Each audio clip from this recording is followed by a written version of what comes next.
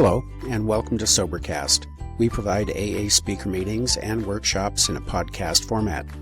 We are an ad-free podcast, and if you enjoy listening, please help us be self-supporting by visiting Sobercast.com, look for the donate link, and drop $1 or $2 into the virtual basket.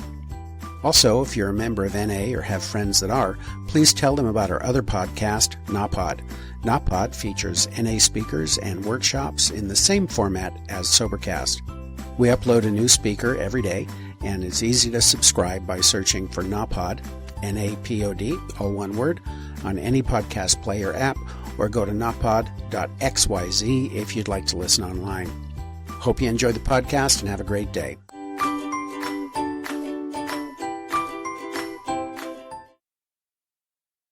Hi everyone, I'm Tanya, I'm an alcoholic. Hi Tanya. And I'm Coleen, I'm an alcoholic. I'd like to thank you for this opportunity. When I was asked to speak and we ended up with this chapter, I felt a lot of fear because of where I am with my family, and it's through actually a saying that came up in this book. For the first time in my life, I found myself surrounded by people I could really relate with, and I see you, all of you, as my family also, and there's so many different perspectives that I'm able to look at this chapter from that I truly appreciate it, and that's actually how Tanya and I searched and found this family, and have tried to take that enthusiasm back to Hoboken. So thank you for this opportunity. Yeah. I want to just say it's such an honor to be up here, and thank you, Mary Beth, for asking us to speak. When she first asked us to speak, I was so excited, and then she said, the family afterward, and I said, eek! I'm divorced, I live alone. I'm like, what family? But same thing as Coleen was saying. I have a lot of different perspectives on this chapter as well, and I have a lot of new family.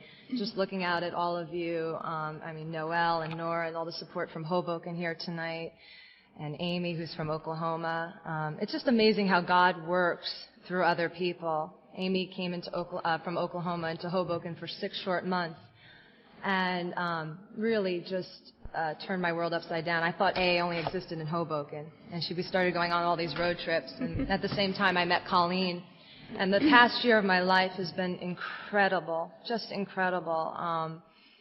It's been the best year of my life, and Howard from Berkeley Heights. I've met so many people that have just opened up this solution for me, and I don't have to live miserably anymore. And then God bringing Coleen in my life. She's like my sister. And I just want to tell a short story before we get started. When we first met, actually a few months ago, we decided we wanted to put a meeting together in Hoboken, and so we got together to start working on the script and putting the meeting together, and Coleen shows up, and she's got like this folder filled of all these plastic leaflets and color coding and Post-its and pens in every shade and, highlighters, and I show up and I've got my big book with me. And we start working, and we really complement each other, and the meeting is now off and running, and it's doing really well. And so a few nights ago, we were getting together to work on this chapter, and I showed up, and my book had about, I would say, like 30 or 40 Post-its sticking out from all different directions. And she's like, oh, no, you've turned into me. And she didn't have any Post-its. Anyway, so with that, there are a lot of beautiful spiritual principles that I found in this chapter. Love and tolerance being one of them, patience, understanding, kindness, being selfless, self-forgetting, and giving, and just wonderful spiritual principles. So with that, I'm going to start on the top of page 122. Our women folk have suggested certain attitudes a wife may take with a husband who is recovering, hasn't worked all the steps yet. Perhaps they created the impression that he's to be wrapped in cotton wool and placed on a pedestal. Successful readjustment means the opposite. All members of the family should meet upon the common ground of tolerance, understanding, and love. And for me, this starts with my concept of God. My concept of God is that He is the director, He is my Father, He is the principal, I am His agent, I'm His child. And when I think about God in that sense, I think about all of you as my brothers and sisters. So it's easier for me to be loving and tolerant. Not all the time. But I ask God a lot to help me play nice. with my brothers and sisters. What would you have me do here, Father? Skipping down to the end of that paragraph, we find the more one member of the family demands that the others concede to him, the more resentful they become. This makes for discord and unhappiness. You see, a lot of people are living on self-will. Not just the alcoholic is spiritually sick. Next paragraph. And why? Is it not because each wants to play the lead? Is not each trying to arrange the family show to his liking? Is he not unconsciously trying to see what he can take from the family life rather than give? So most people try to live by self-propulsion. And I know for me, when I was living in self-will, I was always at odds with someone or something. I love this next line. Cessation of drinking is but the first step away from a highly strained, abnormal condition. For me, that's a nice way of putting, I was still very psychotic and deranged after I put the drink down. I was in a relationship, and I was a violent drunk. I like to break glasses in particular, a lot of dishware.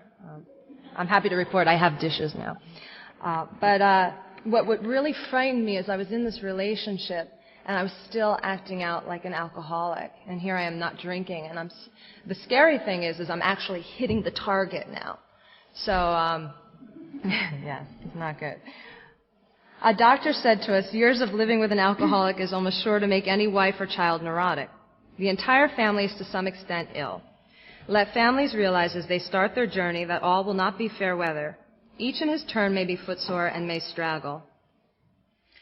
I'd like to turn back right now to page 66. There's a wonderful prayer that I use from the fourth step. Bottom of page 66. This was our course. We realized that people who wronged us were perhaps spiritually sick. Though we did not like their symptoms in the way these disturbed us, they, like ourselves, were sick too. We asked God to help us show the same tolerance, pity, and patience that we would cheerfully grant a sick friend. When a person offended, we said to ourselves, this is a sick man. How can I be helpful to him? God, save me from being angry. Thy will, not mine, be done. I try to remember that prayer a lot daily, not just with my family, but with people at work, people in the fellowship, friends. Absolutely. In practicing all these principles in all our affairs. It's been a challenge for me in my family because as we were reading this chapter, I found myself viewing it as a perspective as an alcoholic and also in a family for which a lot leads into one of the first problems where everything is swept under the rug, and I was recovering and I just wanted everybody in my family to also. And we know that doesn't work that way. But on the top of page 123, where we say, suppose we tell you about some of the obstacles a family will meet. As we go through this chapter, there are some scenarios that are listed in here for which there is a problem, and then there's a suggested solution to it. So we're going to go through a few of them. The first one we saw was the family confidence in Dad is rising high. The good old days will be back, they think. And at the bottom of that paragraph, it goes in to say, it will take time to clear away the wreck. Those old buildings will eventually be replaced by finer ones. New structures will take years to complete. And for me, that really showed my soul sickness. And I'm one that loves to go from A to Z, and really not take the time. I want it all right now, and not only for my program, but also in my family. And there are 2 family members for which I could really be open about this once I felt comfortable with realizing what I truly was.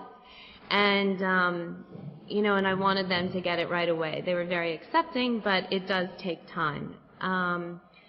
And it says that the wise family will admire him for what he is trying to be rather than what he is trying to get. So again, we see the principles of love and tolerance. Okay. Now, the second one that we found was on the bottom of page 123. Now and then the family will be plagued by specters of the past, for the drinking career of almost every alcoholic has been marked by escapades, funny, humiliating, shameful, or tragic.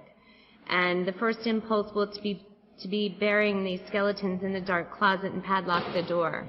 And we all have our stories and we all have our escapades that we can all relate to.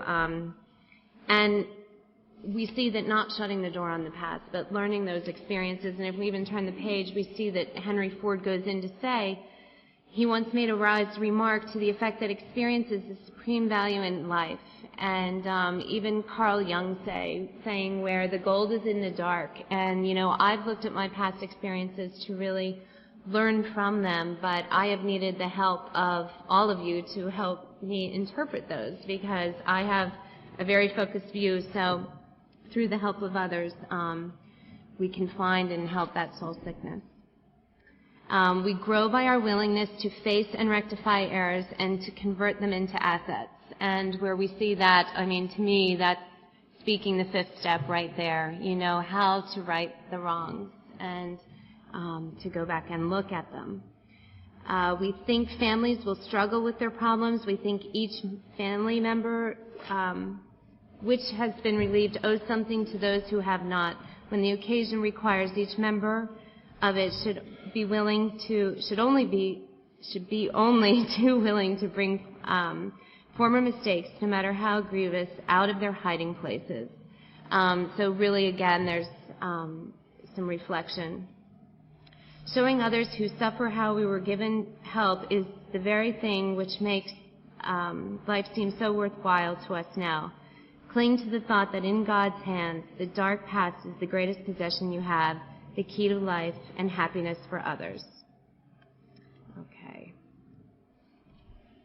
Just to comment a little on the two paragraphs that Coleen just read. I love that it's true only if one is willing to turn the past to good account. For me, that's my amends process. Where am I with my amends? And some of the 9-step promises are really coming true for me. Especially the one, no matter how far down the scale we have gone, we will see how our experience can benefit others. And the dark past is the greatest possession you have. I can't believe what the feeling that I get when I reach out to a newcomer and I can see in their eyes when I start to talk about my past and that it actually helps them. I had a woman recently, it's interesting, once again, how God works. I was feeling a little funky, getting a little restless. And I get this call from a woman. This woman actually has the same exact story as mine. And she called me, and we started talking.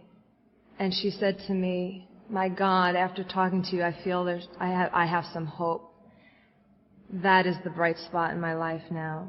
That my dark, seedy, dramatic, horrible past can actually benefit somebody else is huge." And talking about sharing your past is the key to life and happiness for others. Sitting doing fifth step work. If someone told me even a year ago that I'd be spending a lot of Friday and Saturday nights doing fifth step work, I would have told them they were crazy. Today, I actually can't believe that I look forward to it, and I'm happy to do it. I don't have to be out with it. Friday night, Saturday night used to be all about a guy. And that I'm happy and peaceful and content to be working with another is just it's a miracle. And actually, I feel like I have a purpose. I never felt, even after I stopped drinking, that I had a purpose. I would wake up in the morning, I had no energy to get out of bed, and that has completely changed for me. You doing the next one? Sure. The third one we found is, it is possible to dig up past misdeeds so they become a bright and veritable plague. When we go down to they forgave each other and drew closer, the miracle of reconciliation was at hand. If we go up to page 125, we see new victory over hurt pride will be re-won. And that's part of the solution to that problem. And looking at into the area of the gossip, we've seen that families of Alcoholics Anonymous keep few skeletons in the closet. And when it talks about, the gossip and the laughter, we found, it's just damaging. But where you can share a story, where it would help another, like, when in sponsoring and sharing the experience, it just takes so much of the lighter load off. So that's where we found it helpful and only helpful. Right, the line in the middle of page 125. We do talk about each other a great deal, but we almost invariably temper such talk by a spirit of love and tolerance. Again, we see that same principle. The next paragraph, we find it better when possible to stick to our own stories. So basically the solution here is stick to your own story, share from your own experience. Every once in a while, I know intimate details about Coleen and she about me, and I know when there's a woman that I'm working with, if there's something, I'll usually go to Coleen first and say, do you mind if I refer you to Coleen? The bottom of the paragraph, I love this line, we alcoholics are sensitive people. Gee, you think? It takes some of us a long time to outgrow that serious handicap. I know it was all about me when I walked in the room when I first started coming to AA. I thought for sure everybody was talking about me and looking at me, and I was afraid to even get up to go to the bathroom because you'd all be following me. It's crazy. The next problem that's presented here in the chapter is a two-part problem. Many alcoholics are enthusiasts. They run to extremes. At the beginning of recovery, a man will take, as a rule, one of two directions. He may either plunge into a frantic attempt to get on his feet in business. That was not me. Or he may be so enthralled by his new life that he talks or thinks of little else. That was me. In either case, certain family problems will arise. With these, we have experience galore. Yes. I'll talk about, in terms of work, I did plunge into work, not even to rectify any financial issues, but for me, it was an area just for which I was just trying to make up for the past year where I just felt like I was just falling apart and trying to put my life together back at work. I wasn't performing the way I had in the past, and it was very obvious because my numbers are very public, so I was really trying to work so hard, and it was so exhausting and expending way too much energy. And on the spiritual side, there is one story I have to say that when Tanya and I were starting to take this message back to the area in which we live, it wasn't recepted so well. And I was so excited about it and didn't realize that I was prophesizing, as they called it. And one night at one of the women's meetings, a friend came to me and said, I have to speak on the fourth step tonight, and I know you know where it is in this book. You show me? And I'm like, yes. And she opened the meeting and she started speaking. And the women around the table were like, oh my God. And they could not believe that she had a big book in her hand, first of all, let alone knew where the fourth step was and started reading from it. And one of the women's faces, I mean, literally, she slammed her hands on the table and said, not another one of you. And I mean, and it was just like, and we just sat and laughed, you know, and you know, we've calmed down and we know how to share the message in a better way. We've calmed down. Yeah. We've been told to. Yeah, I got phone calls at home. But it was a great story. You're annoying us. Stop Yeah. it. Yeah, the bottom of page 126 it is of little use to argue and only makes the impasse worse. Do I want to be right or do I want to be happy? Do I want to be right with God? And I have to ask myself these questions, and especially when we were talking about getting enthusiastic. I had to make an amends to a whole business meeting. I don't know if you've all been to business meetings before where I was feeling very righteous, and because I now have God in my life, I know how everything should run, and I need to share that with all of you. And I need to, you know, anyway, I had to do this amends to this entire meeting, and it was not fun. It's not about, that was a major character defect for me, righteousness, and it's not about that anymore. I want to live at peace with people. In the middle of this paragraph, let them praise his progress. Let them remember that his drinking wrought all kinds of damage that may take long to repair. If they sense these things, they will not take so seriously as periods of crankiness, depression, or apathy, which will disappear when there is tolerance, love, and spiritual understanding. I actually started in Al-Anon, and I had a real problem in Al-Anon with the first step because I couldn't get it. But in my unconsciousness, some of the principles got stuck in my brain. One of them that I love is detach with love. And what I learned about detach with love is that if the alcoholic falls out of bed, put a blanket on him. Don't just step over them. But don't become a doormat. The other bit that I like is, will disappear when there is tolerance, love, and spiritual understanding. I love the concept that I'm like a spiritual mirror.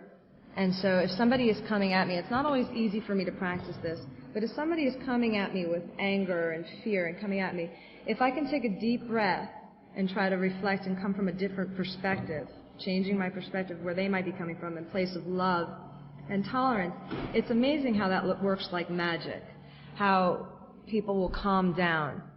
It's not always easy. Bottom of the page. As each member of a resentful family begins to see his shortcomings and admits them to others, he lays a basis for helpful discussion. There's another concept that I really love, and I'll never forget the first time I read it. It's in our 12 and 12. And it made me, whenever I hear the truth, I sometimes get really nauseous. It is a spiritual axiom that every time we are disturbed, no matter what the cause, there's something wrong with us. And I really use that a lot. To put it in more simple terms, if you spot it, you got it. So if there's something that you're doing or saying and it's irritating me, I really have to look, and usually it's some character defect, and then underlying that is some fear. And it's a really cool concept. It's also the beginning of taking responsibility for my actions. I need to take responsibility. Top of page 128. Giving rather than getting will become the guiding principle. I love the St. Francis prayer, and one of my favorite lines is, by self-forgetting one finds. This whole process for me has been getting out of myself. It was all about me, and our book says self-centeredness must be destroyed. I can't believe how filled my life is not thinking about me. And it's so true. It's by self-forgetting that one finds. Okay, on the top of page 129, we see that Father feels he has struck something better than gold. For a time he may try to hug the new treasure to himself. He may not see at once that he has barely scratched a limitless load, which will pay dividends only if he minds it for the rest of his life, and insists on giving away the entire product. And that reflects just what Tanya was talking about. The more I give, the more I get. And I loved what I heard just recently as, the more you give and the more I'm giving and I'm out of myself and truly helping another, God's taking care of me. And that's when really I'm at peace and, not wrapped in myself. So that's been very helpful for even my perspective. And it goes on to say, a spiritual life which does not include his family obligations may not be so perfect after all. If a family will appreciate that Dad's current behavior is but a phase of his development, all will be well. So that's a great suggestion. Down in the middle of the page, we see Dad may feel that for years his drinking has placed him on the wrong side of every argument, but that now he has become a superior person with God on his side. And we'll just reflect back to Tanya's story of making amends at a whole business meeting, but we've all been there and can share on that. Though a family does not fully agree with Dad's spiritual activities, they should let him have his head. Even if he displays a certain amount of neglect and irresponsibility towards the family, it is well to let him go as far as he likes in helping other alcoholics. And this is the spirit of absolutely serving others and just empowers my spiritual condition and makes it grow. And my family's just beginning, those who I've been able to share this with, like tonight my mom, who I was able to give this blue book, she calls it, to her for her 80th birthday, and I really sat and prayed with it because I was like, my mom has always been a very spiritual person, and it was her 80th birthday, and I wanted to give her a beautiful gift. And she's one that, it took a lot of time and explanation of what an alcoholic was, and she was relating to it, and she was like, there's a lot of good stuff in this blue book. And I'm like, you call it whatever you want. I'm like, and she's trying, And she even called tonight, and she was like, "What time are you and Tanya on?" And I was like, "Oh, that's all Tanya needs to hear. She has her Broadway experience." So, and she was like, "I'll pray for you both." So she's really understanding, and she's just like, "You've found home, haven't you?" And I was just like, "Yeah, you know what, I have." So, and she's been able to surrender to that also, because there was still so much tension, and you can just feel that energy, and her spirit was just, it was fear, and it's amazing how you can see it once you've walked through it, and that's what this program has been able to let me do. So, for that. Speaking about moms, Coleen just reminded me, my mom, I was married to an alcoholic, and my mom was in Al-Anon at the time. She has about, 7, 8 years. You know what drives me crazy, though, about Al-Anon? When they have a slip, they don't have to start counting days again. You know? But she would be coming around my apartment, and she'd start leaving one day at a time around the Odad and Courage to Change. And when I left that relationship and my life was spiraling out of control, I ended up back at Mom's. And then she started leaving big books around. And what's so cool is that I, having done the amends process with my mom, I was very angry and just really out of control. And we have such a beautiful relationship today. Just a few months ago, she actually went through a big book workshop with me. And she wants to, as an Al-Anon now, go through the process of the steps the way in the big book. And that's just so cool. Are we on 1:30? Oh, yeah.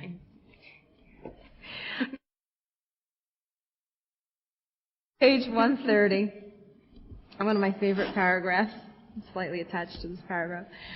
Those of us who have spent much time in the world of spiritual make-believe have eventually seen the childness of it. This dream world has been replaced by a great sense of purpose, accompanied by growing consciousness of the power of God in our lives. We have come to believe He would like us to keep our heads in the cloud with Him, but that our feet ought to be firmly planted on earth. That is where our fellow travelers are, and that is where our work must be done. These are the realities for us, for we have found nothing incompatible between a powerful spiritual experience and a life of sane and happy usefulness. I love this paragraph.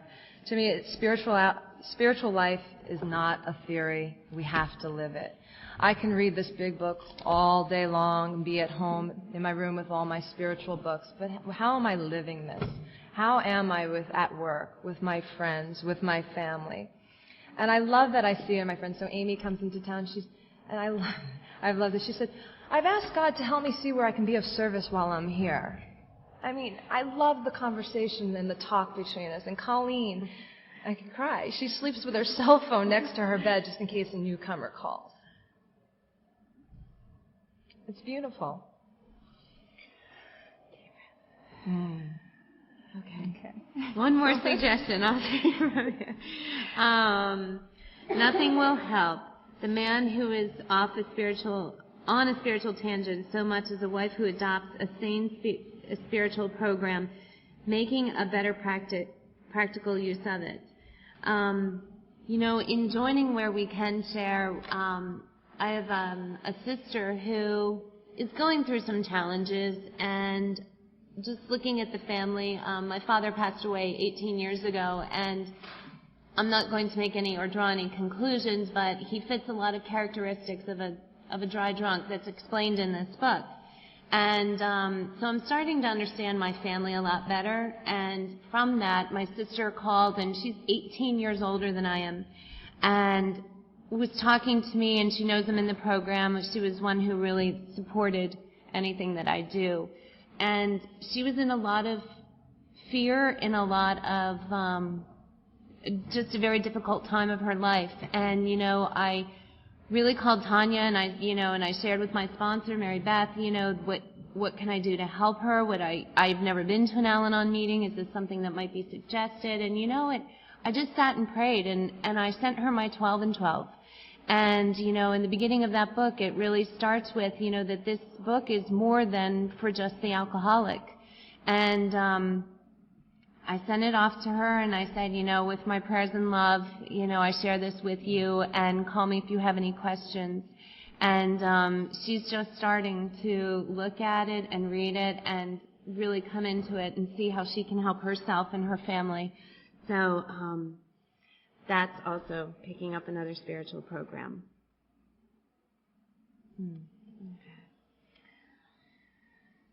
Drinking isolates most homes from the outside world. Father may have laid aside for years all normal activities, clubs, civic duties, and sports. When he renews interest in such things, a feeling of jealousy may arise. The family may feel they hold a mortgage on Dad, so big that no equity should be left for outsiders. Instead of developing new channels of activities for themselves, mother and children demand that he stay at home and make up for the deficiency. So years of living with the alcoholic, I know for me personally, all my focus was on the alcoholic. I really didn't have a life, and Al-Anon was helpful for starting to take the focus on myself and get a life. And I had an opportunity a few months ago to see Bill's story, and there's a cute little bit. It's so cute. Lois gets to speak about what it was like after Bill gets sober, and she was saying there was all these alcoholics all over the home, and nobody was paying attention to her. She didn't feel like she had anything to do anymore. You know, the focus, Bill was getting better, and she said, I got so angry, I threw a shoe. And I'm like, that's all? I've thrown a lot worse than a shoe. So some of the suggestions in this chapter to try to get the family involved wherever possible. There's Alateen, and if you can, with some meetings, you can bring the family celebrations and whatnot. Okay. Is it me? Mm-hmm. Okay. Page 132, second paragraph, a few lines down. But we aren't a glum lot. If newcomers could see no joy or fun in our existence, they wouldn't want it. We absolutely insist on enjoying life. We try not to indulge in cynicism over the state of nations, nor do we carry the world's trouble on our shoulders. When we see a man sinking into the mire that is alcoholism, we give him first aid and place what we have at his disposal. And I have to ask myself, do I have a spiritual kit of tools to pass on to a newcomer? Have I gone through this process? What do I have to give away? I never thought like going to an a sober dance would be like a highlight. I mean, and then this Saturday coming up, road trips. These things are so much fun. And really the highlights of my life. It's amazing. Next paragraph down. So we think cheerfulness and laughter make for usefulness. Outsiders are sometimes shocked when we burst into merriment over a seemingly tragic experience out of the past. But why shouldn't we laugh? We have recovered and have been given the power to help others. I love the line, our real purpose is to fit ourselves to be of maximum service. And again, I have to ask myself, is this my experience? Am I helping others, not just in AA? What am I doing to keep spiritually fit? Am I enlarging my spiritual life? Top of page 133. We are sure God wants us to be happy, joyous, and free. I was so excited when I saw that line. I'm like, there it is. I have to admit, I really mostly am happy, joyous, and free. I have problems. I have a couple situations in my life right now. One, a medical situation. I'm also contemplating a huge move to follow a dream that's very far away. It looks like it's going to happen. And I'm going to be okay. I have that feeling now that everything is going to be okay, that I'm going to be taken care of. And in that, someone who's here tonight, last Thursday night, the meeting that a few of us started, we were sharing that Tanya was thinking of moving, and this person said, but that's your buddy. And you're not sad? And I said, you know, a year and a half ago, before I walked through this door, I would have been in tears, and I would have hidden that with anger and fear, and I would have just tried to amputate her out of my life because I would have been so scared, you know. And I'm like, my best friend is moving away, and I'm just like, I'm so happy for her, you know, because I know this is Tanya's passion and what she wants to do, and I'm just like, you know, it's just so beautiful, the gift of this program, you know. I'm like, that we can absolutely have the direction and spiritual guidance inside to know that everything's going to be all right, and we can go, and I'll visit you in Michigan. Yeah. So it's just... You can get a lot more for your money there. Total turn. That's what I'm excited about. We cannot subscribe to the belief that this life is a vale of tears, though it once was just that for many of us. How true is that? But it is clear that we made our own misery. God didn't do it. Avoid then the deliberate manufacture of misery. After I did my fourth step, I realized that my problems were of my own making. Usually, when I get into trouble, it's some part of myself that's misdirected. For me, the two big ones are financial insecurity and emotional insecurity. So I have to take a look at that. And I love this line, avoid then the deliberate manufacture of misery. So if I'm doing a regular nightly inventory and checking, I'm staying on top of and not setting the ball rolling on a daily basis. Mm-hmm. And now about health. A body badly burned by alcohol does not often recover overnight, nor do twisted thinking and depression vanish in a twinkling. And there again, just this whole mental obsession is key for me. We are convinced that a spiritual mode of living is the most powerful health restorative. I love that line because, it just shows me how I can run off to the races with my will. And when it's my will, it's totally out of control and I'm totally in fear and I'm having anxiety.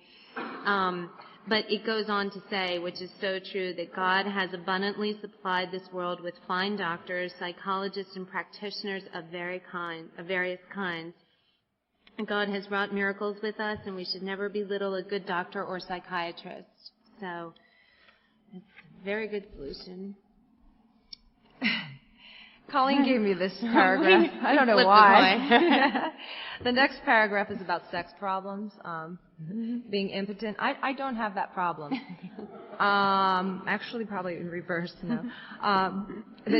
Some of the solutions here are don't hesitate in consulting a doctor. And all I can tell you, my experience, if you have sex problems, I know that page 69 offers a lot of solutions. Dealing with hurt children is the next problem. And it's about being a power of example. I don't have children, but I know that I've heard many beautiful stories. Debbie, here in the front row, has a beautiful story about her son, and I've heard from many alcoholics that after being in this program and living the solution, just being a power of example, how many relationships are repaired over the years. It doesn't necessarily happen right away, but that's the miracle of it. The top of page 135, whether the family goes on a spiritual basis or not, the alcoholic member has to if he would recover. To me, that's like a warning that I have to. My solution is God. Maybe the rest of my family doesn't have to find God, and I don't have to tell them that anymore. But for me, if I want to recover, I need to find God. Seeing is believing to most families who have lived with a drinker. Again, actions speak louder than words. I'd like to skip down to the bottom of page 135, 3 mottos that are apropos. First things first. For me, that's putting a loving God first. I put God first in my life now. I worshipped many, many things. I worshipped men. I worshipped money. I worshipped power. I put all these things first. All these things on the exterior first. And I ended up miserable. And believe me, I feel like there is a hell and I was living it on earth. A lot of the hell also for me was up here in my mind. I've also had to turn that over to God on a daily basis. Every morning I ask God to please direct my thinking and guide my thoughts so that I can be of service and get me out of the way. Live and let live. When I looked at this, I looked at the first part, live, and again, my life is so full. I love the saying, carpe diem, seize the day. You know, I have a ring on my finger, it says live in the present. And that's all for me, that's all I really have. Because if I'm in the future, I'm in fear. If I'm in the past, I'm not present and I can't do God's work. And let live. There are a lot of people that aren't living the way I want them to. And I know there's a saying that I've heard Mary Beth say and Howard and some of my teachers, let the whirling dervishes whirl. Let them go. I don't have to try to fix people anymore. Easy does it. I love this. In step 3, I made a decision to stop playing God. And getting out of the way now, I don't burn up energy foolishly. When I was trying to arrange life to suit myself and all of you to do what I wanted you to do, I was exhausted. It was exhausting to try to wake up every day and manufacture this world that I thought if it looks good on the outside, I'll be happy. And it's really an inside job for me now. And how I work at that daily is prayer and meditation. And, I love some of the promises at the end of step 11. I'm in less chance now of being fear, anxious, and worry, and I have more energy. And it works. It really does. Thanks for letting me share. I guess we'll open it up now.